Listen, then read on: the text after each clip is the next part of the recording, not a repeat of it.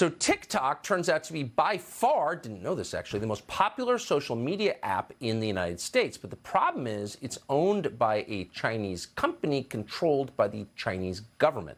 And it is for that reason a major security risk. Not only does it disseminate propaganda, it hurts the country, it also apparently is used for spying.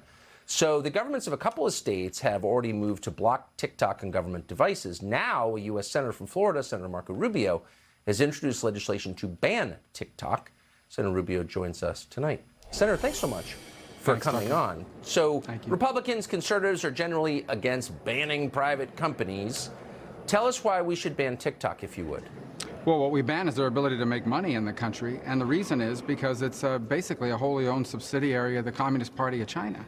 You know, one thing, it's not about the content, ultimately. I mean, we have free speech in this country. It's about how the data that's on it is being used. So that's number one. Some people would say to me, well, what do we care if the Chinese government has access to the data on the phone of a 16-year-old teenager somewhere in America? It's not about the 16-year-old teenager. It's about millions of 16-year-olds, 17-year-olds, 30-year-olds, people that are on there dumping all kinds of data that the government of China gets access to on location, your pictures, your text, your consumer behavior, what the algorithm is learning from you. And then the other thing is, and this is what's really stunning to me, the Chinese tried to interfere in our midterm elections. They were putting out videos discouraging people, and they were using the algorithms to do this, discouraging people from voting on a bipartisan basis or a nonpartisan basis. And that's why I tell people, if TikTok was a Russian company, there would be an FBI raid of their headquarters.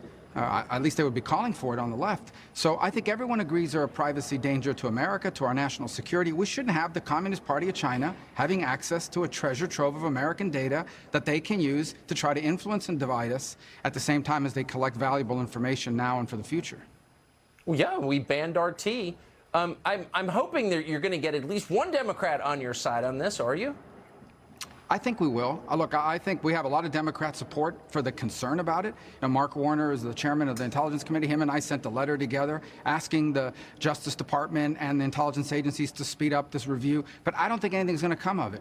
I really don't. I don't think at the end of the day that anything's going to come of this security review or that anything they do will take care of this problem. I think we have to begin with a very basic principle.